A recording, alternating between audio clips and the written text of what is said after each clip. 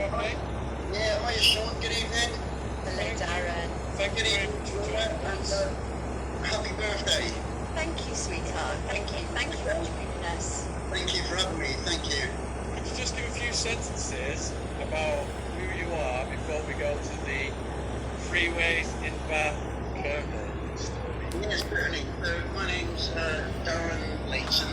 I'm 50 and I'm from a place in the West Country called Bristol, as you can tell by the accent.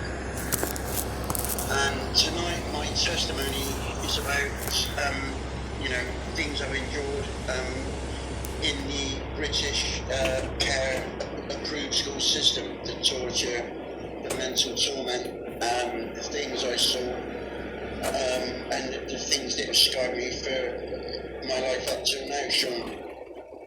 So why did you end up in freeways in Bath? So basically, I ended up in the approved school system because whilst at comprehensive school in Bristol, a school called Mills Park in Bristol, I was being abused by one of the teachers called Mr. Chris Fleming, who was acting as a support teacher in a place called Rescue Unit. Whilst in there, he was a paedophile. I didn't know that he had sexual tendencies towards young boys. Whilst in the rescue unit, it was a place for kids that kind of played up. It was a unit where, kids like myself, when we were a little bit disruptive in class because, we had things going on outside, it made us kind of play up, act up. Couldn't listen, couldn't take things in. So you get sent to this rescue unit, and I go in one day, and I've got like a bite on my shoulder. I kept doing this on my shoulder, and he kind of asked me what it was, and I made it at first. It was like a dog bite, and he obviously saw it was a human bite, and he asked what had happened, and I told him, and unaware of me, that was his thing, and it just went on from there, Sean. Then he kind of made sure that when I went into the rescue unit, the class was basically myself and him. It was only like a small thing. It wasn't like a big class. It was a small class where you had kids in school. And he made sure that it was basically me and him. And he knew that I was a kid that had nowhere to run. I had no one to turn to. I had no one to tell. And I got sent there basically for telling the truth, for speaking out, for going and asking for help, to saying, look, I'm being abused, I'm being raped, and I can't take the pain, I can't take the torment. The authorities back in the 80s, it was very, very rife. They didn't want to know. They weren't interested. You get deemed, this kid, that you're going to create problems. So what they did was made sure that I didn't create problems and sent me to a place called Freeways Assessment Centre Approved School, 181 Old Froome Road in Bath. And it was there that my nightmare began. It was the 2nd of June 1982. I went there. I think it was on a Tuesday. It was a gorgeous summer's day. And I just got a 4.5 year approved school order. I was 12 years old. And I got that, but literally speaking out, telling the truth, going to the headmistress and the headmaster and saying, look, please help me, I'm being raped. I asked them to look at my back passage. No one would, no one was interested. I had nowhere to turn to, mate. I was a young lad. You asked them to look at your back passage because Yes, I did. Yes, I did. There was physical damage, is that what you're saying? Yeah, there was. Yeah, I was bleeding. I was packing my backside with tissue paper. I couldn't sit down, I couldn't concentrate, I couldn't think. And, I didn't get the help I wanted. Basically, I got sent to a school for kids for telling the truth. I spoke out. I had enough of the pain, John. And you told us your story, and Jimmy Savile was preying on the care homes in this period. Yeah. And you actually saw Savile, and was he involved with freeways? Yes, he was. Yeah, he was more involved in freeways. We had a place in the home.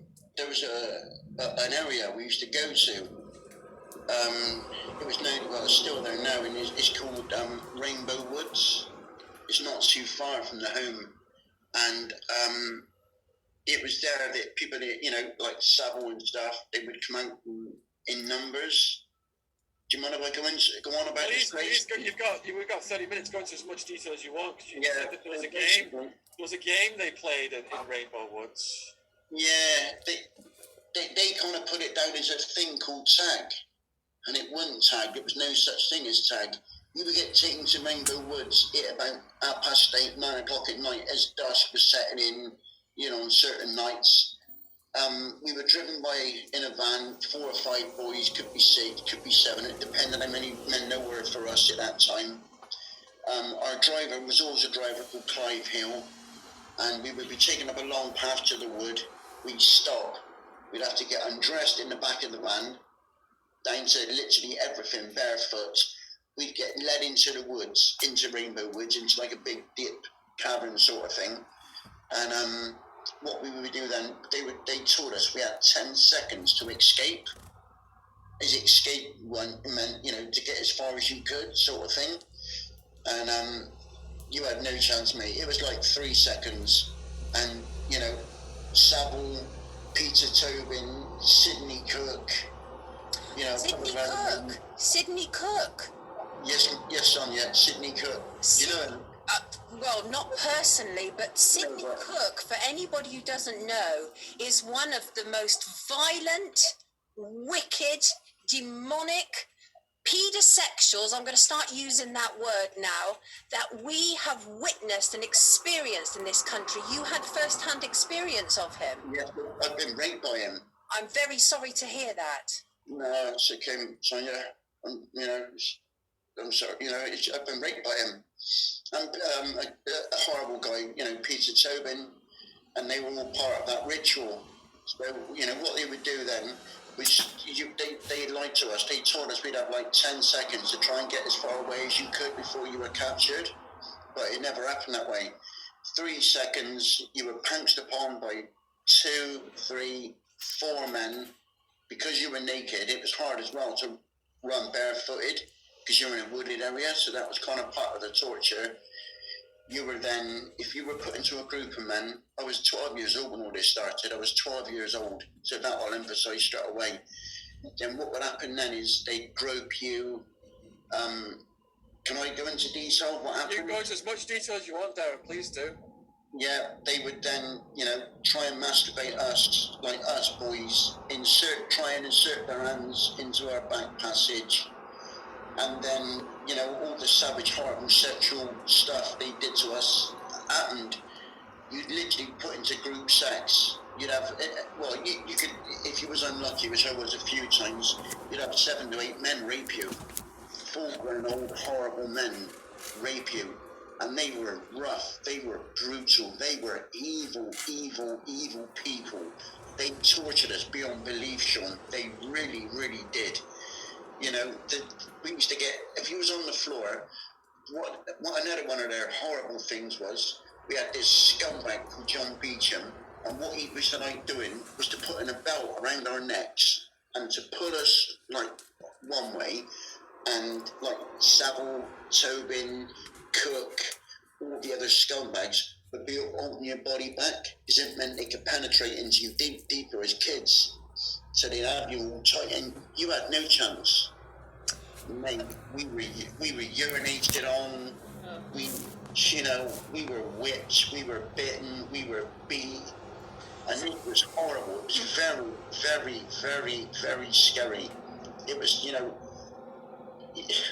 some of the things we saw and some of the things that were done. We've had grown men, you know, the likes of Sidney Cook, you know, and everybody else. They tried to, well, they'd done it. It was, I'll have to tell you, it was horrible. When they were wanting to go to the toilet from the back passage, and what they would do was pull your head back so so your mouth was wide open, and they'd put their feces from their back passage, they toilet into your mouth. Basically, they shit into your mouth. I'm sorry to do it that way. Do you know I can do it? If you couldn't get it down, they would punch your stomach or punch your chest so it would digest. You know, it was absolutely. That's why I'm so damaged now. You know, I have bad nightmares from it all. Darren, can I ask you some questions? Of course you can. Because it's disturbing what you're saying, obviously, very disturbing, but it's an area that I understand. Certainly the people that you're talking about, these people have a prolific track record of being very violent rapists, and much worse. So you were 12 when are you okay? Yes, ma'am. Yeah, yeah. You're in safe hands, don't you worry about that. Yeah. Okay? So you were 12 years old when you were entered into that system, right? Where Yes, were your family? Home in Bristol. Right. I was in a preschool, Right. you know, you're basically sent by a court. Yes. It was a juvenile court. It was the old Brightwell Court in Bristol. Isn't that the building's now pulled down? I know it. I come from Cirencester originally. I know that. No, not too far away. Not too far at all. So you were 12 years old when you were entered into that system, and Yes, ma'am. you say there were like 4 or 5 boys that they would take off. It could be anything, because there was 20 of us boys. Was it regular boys? Was it the same boys that they were picking? It could be random. You know, it could be like, just say there was like 20 of us boys in total, okay? They could take 5 of us one night, 7 of us one night, 8 of us a different night. It depended on how many they had turning up, how many they wanted to hunt us down, how many men wanted to take us. Because it was sport. This was sport then for them, right?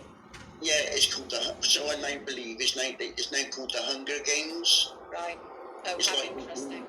Yeah, with like young kids. You know, I didn't really know about this until my partner kind of like helped me with some research as to what really took place, you know, as to their intentions. But it's like Hunger Games, well, you know, and it was...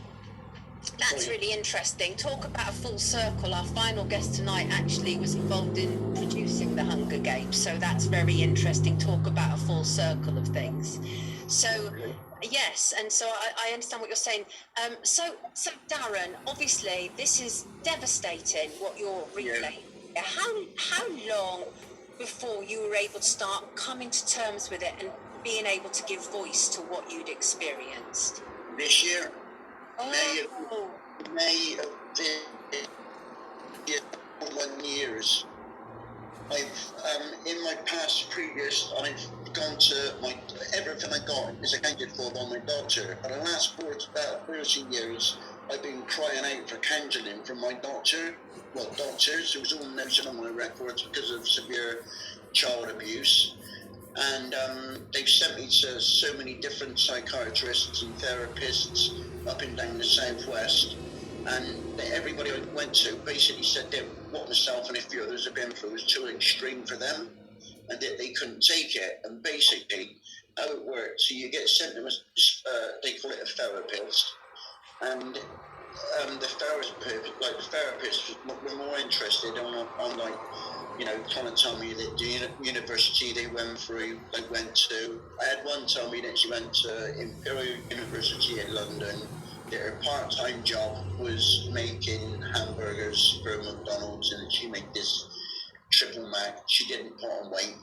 She was a bit more about her life. Then I asked her, give her a beautiful question. I said, can I stop you there? I said, because I'm here to try and get help. I said, what were you doing on your 13th birthday when you turned a teenager? And she said, oh, I had a party, I had this. I said, yeah, well, I was put into a 5-man rape. That was my introduction into being a teenager. I was raped by 5 men. I said, but it didn't stop there. I said, because after we got raped in the home, we always got raped after to be cleaned up in the bathhouse in order to make sure you were fresh, ready for the next day. I said, so while you were blowing out candles, me, I was a candle for someone. I said, so that was my introduction to my 13th birthday, was being raped by 5 men. And then they look at you like, she basically put her hands, did this, and said, you know, I can't do this. She said, I didn't go to university for this. This isn't what I studied. And I said, well, what did you study? She said, well, I'm used to people that have been raped, not what you've been through. And she said, why are you still alive? Why are you still here? Why aren't you dead? And I said, I don't know. I don't know. You know, and that was more or less everyone I went to, that no one could help me. They were more interested in telling me what they'd been through, how they got their degree, what music they used to ask me what music did I like holidays, did I like food, and yet I was just screaming out for help. Then I'd have to make through something over that happened to me as a child to try and get their awareness as to what I'd really been through, what I was there for, and it was never happening. It was never happening, Sonia. It was destroying me as a person. I used to leave there crying, I used to leave there feeling suicidal.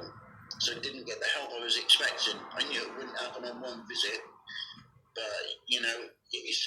it was horrifying that no one could help me.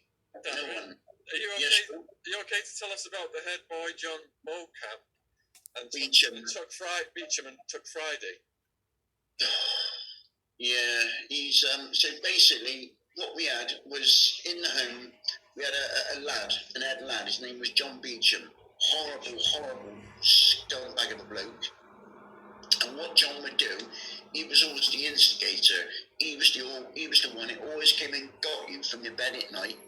He'd have took you to the TV room, the boot room, the stable, or the pool room. Or if we were going to go to Rainbow Woods, he was the one that always came and got us. He was the one that always came and, keyed us up, would never let us sleep, would never let us switch off, would always do things to taunt and, just keep us on edge non-stop, just to stop our brains from turning off. That was he's a horrible guy, and at the moment, he lives in Bristol, he's a scumbag. And what he would do, as I say, he would lead you down to wherever you were going that night, to whoever, like I say, if it was the TV room, there could be 6 to 8 paedophiles in there. If it was the pool room, you were guaranteed it was 6 because of each pocket. If it was the barn, you look in between, if they had spectators, there could be anything up to 10 in there. If they had people watching. Boot room, it was like a little room to the right hand side where you go in. It was dark. It had a light on, but it wasn't brilliant lit. But it was in there as well, that you could have 3 or 4 people in there. And it was like going to a car auctions. He would just parade you around to men. And the worst thing about it was, Sean, is that when you went round to men, all of them would touch you. They'd touch your genitals. Rub you up and try and insert their fingers into your back passage. I just want to make sure that we're all protected here, Darren, and that is these people that you're naming, do any of them have any convictions for what they've done to you? Oh, every one of them do. That's fine. Absolutely fine. Sonia, that's something I'd never ever do. To say something that someone, no. This guy, he's got convictions. Don't you worry about that. He's got convictions. This is a lot. Sorry, Sean. I just wanted to say this is a lot that Darren's had to carry. I mean, Darren, I could see it like your shoulders are like this, my darling. How it pushes you down. I hope this gives you some relief. I hope you get some freedom from this, because sometimes when people are able to give expression to that which has been burning up inside of them and denied, that frees them. I really hope you can get some freedom from this, Darren. It's awful, George. If it weren't for good people like yourself, Sean, John Wedger, I'd have been dead now. I would have took my life, because I couldn't add so much. I mean, I've still got so much, so I could keep telling if it weren't for you guys and my partner, Kelly, my partner's let me sit down, and my partner's had to endure weeks and weeks of me pouring my heart out. And I keep telling my partner,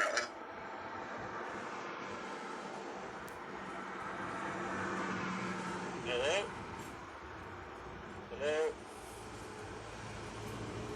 Sabotage.